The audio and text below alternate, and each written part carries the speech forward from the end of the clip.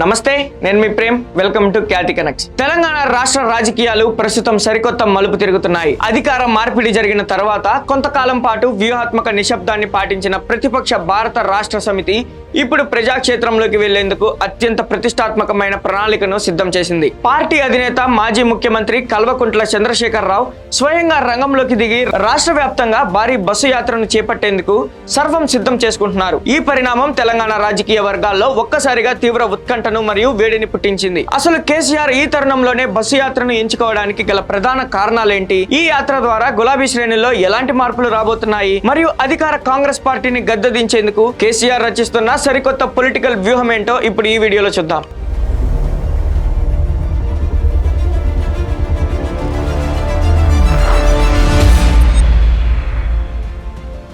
గత అసెంబ్లీ ఎన్నికల ఫలితాల తర్వాత బీఆర్ఎస్ క్యాడర్ కొంతవరకు నైరాశ్యంలో మునిగిపోయిన మాట అయితే వాస్తవం. అయితే ఏ రాజకీయ పార్టీ అయినా ప్రజా సమస్యలపై నిరంతరం పోరాడినప్పుడే మళ్లీ పుంజుకుంటుందని నమ్మే కేసీఆర్ తనదైన శైలిలో పునరాగమనానికి శ్రీకారం చుడుతున్నారు. క్షేత్రస్థాయిలో ఉన్న కార్యకర్తలకు ధైర్యం చెప్పడంతో పాటు పార్టీని మళ్లీ గ్రామ స్థాయి నుండి బలోపేతం చేయడం ఈ బస్సు యాత్ర యొక్క ప్రాథమిక ఉద్దేశం. కేసీఆర్ స్వయంగా జలాల పర్యటనకు వస్తున్నారనే సమాచారంతో రాష్ట్ర వ్యాప్తంగా ఉన్న గులాబీ శ్రేణుల్లో మునుపటి జోష్ కనిపిస్తుంది. అధినేత పర్యటనలను అత్యంత విజయవంతం చేసేందుకు నియోజకవర్గాల వారీగా ముఖ్య నేతలు ఇప్పటికే సమాయత్తమవుతున్నారు. ఈ బస్సు యాత్రలో కేసీఆర్ ప్రధానంగా అధికార కాంగ్రెస్ ప్రభుత్వంపై తన విమర్శల అస్త్రాన్ని గురిపెట్టబోతున్నారు. ఎన్నికల సమయంలో కాంగ్రెస్ పార్టీ ప్రజలకు ఇచ్చిన 6 గ్యారంటీలు, నిరుద్యోగ భృతి, మహిళలకు మహాలక్ష్మి పథకం కింద ఇవ్వాల్సిన నిధులు, రైతులకు సంబంధించిన పలు వాగ్దానాల అమలులో జరుగుతున్న ఆలస్యాన్ని ప్రజల ముందు ఉంచడమే ఈ యాత్ర ముఖ్య ఎజెండా. ప్రభుత్వం అధికారంలోకి వచ్చి నెలల కాలం గడుస్తున్నా క్షేత్రస్థాయిలో ప్రజలకు ఆశించిన మేర లబ్ధి జరగడం లేదని, పాలనాపరమైన లోపాల వల్ల వివిధ వర్గాలు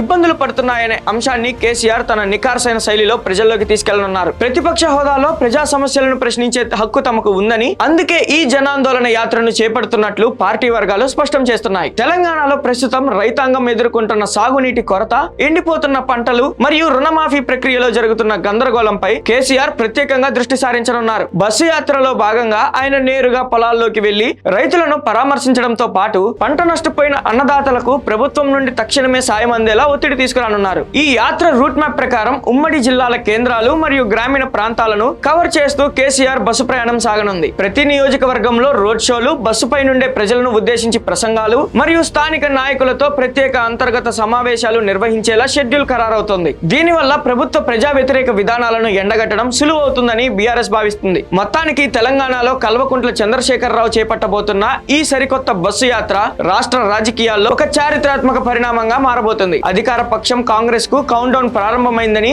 బీఆర్ఎస్ శ్రేణులు ధీమా వ్యక్తం చేస్తుండగా ఈ యాత్ర క్షేత్రస్థాయిలో ఎలాంటి మార్పులు తీసుకువస్తుందో చూడాలి. కేసీఆర్ రీఎంట్రీతో తెలంగాణ రాజకీయ ముఖ చిత్రం ఏ విధంగా మారబోతుందో రాబోయే రోజుల్లో స్పష్టమవనుంది. తెలంగాణలో కేసీఆర్ చేపట్టబోతున్న ఈ భారీ బస్సు యాత్రపై మరియు కాంగ్రెస్ ప్రభుత్వంపై వారు చేయబోయే పోరాటంపై మీ అభిప్రాయాన్ని కింద కామెంట్స్ లో తప్పకుండా పంచుకోండి. మరిన్ని లేటెస్ట్ అప్డేట్స్ తో మళ్ళీ కలుద్దాం. కీప్ వాచింగ్ ఖ్యాతి కనెక్ట్స్.